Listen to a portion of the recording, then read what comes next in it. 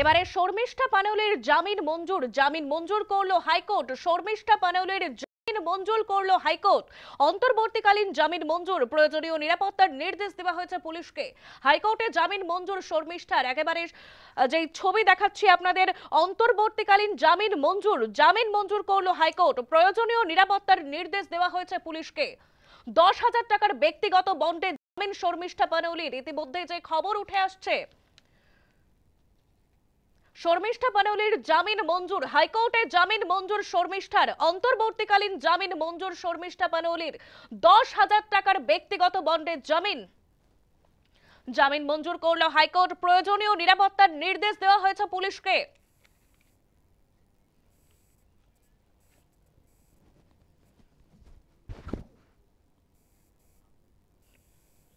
যে খবরের দিকে নজর রয়েছে আমাদের, শর্মিষ্ঠা পানোলের জামিন মঞ্জুর, অন্তর্বর্তীকালীন জামিন মঞ্জুর করলো হাইকোর্ট।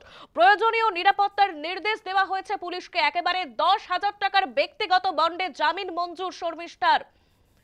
ইতিমধ্যে যে খবর উঠে আসছে আমাদের সামনে, শর্মিষ্ঠা পানোলের জামিন মঞ্জুর, অন্তর্বর্তীকালীন জামিন মঞ্জুর করলো হাইকোর্ট। প্রয়োজনীয় নিরাপত্তার নির্দেশ পুলিশকে।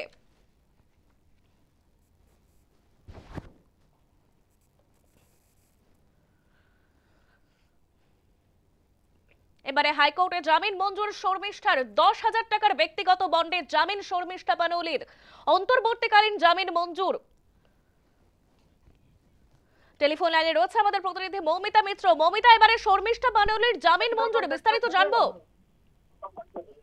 দেখো, একেবারে সামাজিক মাধ্যমে একেবারে বেশ কিছু পোস্ট করেছিলেন শর্মিষ্ঠা পানোলে, যেটা নিয়ে ধর্মীয় ভাবাবেগে আঘাত করা হয়েছে বলে অভিযোগ সামনে এসেছিল, এবং তার ভিত্তিতেই তার বিরুদ্ধে অ্যারেস্ট ওয়ারেন্ট ইস্যু হয় এবং তারপরে তাকে গ্রেফতার করা হয়। আজকে কলকাতা হাইকোর্টের বিচারপতি রাজা বসু চৌধুরীর বিশেষ বেঞ্চে এই জামিন মামলার শুনানি ছিল। সেখানে বিচারপতি যে পর্যবেক্ষণের কথা জানিয়েছেন, বলা হচ্ছে যে কাস্টাডিতে রেখে আপাতত জিজ্ঞাসাবাদের কোনো প্রয়োজন নেই শর্মিষ্ঠাকে, এবং বেশ কিছু শর্তে তাকে আজকে জামিন হয়েছে। 10,000 টাকা ব্যক্তিগত বন্ডে অন্তর্বর্তীকালীন জামিন মঞ্জুর করা হয়েছে।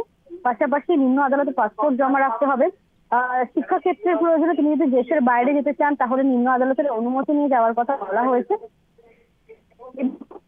দেখাচ্ছিলেন বিভিন্ন মাধ্যম থেকে বিভিন্ন থ্রেট করা হচ্ছিল শর্মিষ্ঠাকে। সেক্ষেত্রে পুলিশকে প্রয়োজনীয় নিরাপত্তা দেওয়ার জন্য নির্দেশ দেওয়া হয়েছে, এবং এই মামলার পরবর্তী শুনানি সেগুলো রেগুলার বেঞ্চেই হবে। মূলত যেটা অভিযোগ ছিল শর্মিষ্ঠা পানোলের তরফ থেকে, তার আইনজীবী যেটা ইস্যু হয়েছিল এবং বলা হচ্ছিল যে তিনি অ্যাবসকন্ডেড ছিলেন বা পলাতক ছিলেন। সেক্ষেত্রে গত 9 তারিখ পর্যন্ত তিনি কিন্তু কলকাতাতেই ছিলেন।